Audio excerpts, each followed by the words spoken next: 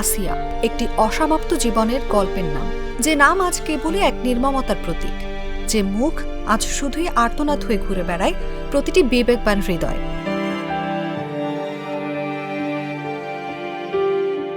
যাকে হারানোর যন্ত্রণায় কেঁদেছে গোটা বাংলাদেশ, সেই আসিয়া ধর্ষণ ও হত্যা মামলার রায়ের অপেক্ষায় ছিল গোটা জাতি।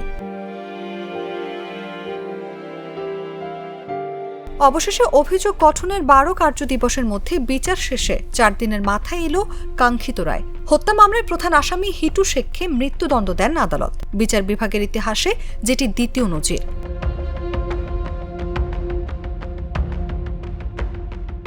শনিবারের রায়ের দিনে বিচারকের সামনে হাজির করা হয় 4 আসামিকে। এরপর রায় ঘোষণা শুরু করেন মাগুরার নারী ও শিশু নির্যাতন দমন ট্রাইব্যুনালের বিচারক এম জাহিদ হাসান।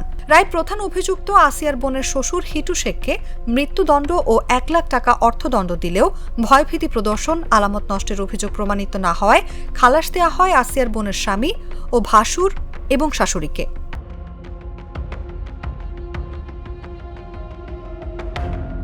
প্রধান অভিযুক্তের মৃত্যুদণ্ড হওয়ায় সন্তোষ প্রকাশ করেছেন রাষ্ট্রপতি। তবে 3 আসামি কেন খালাস পেল, রায় দেখে আপিলের সিদ্ধান্ত নিতে চান তারা।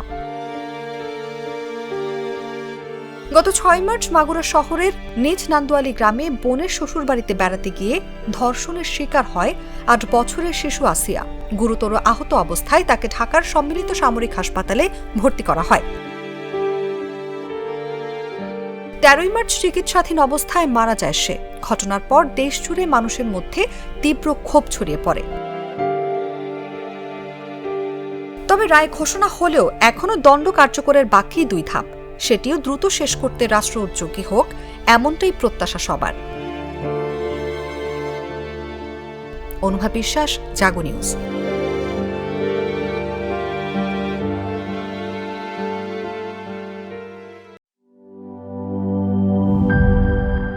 বান্ডেল থাকলে প্রতি সেনমানিতে টাকা বাঁচবে।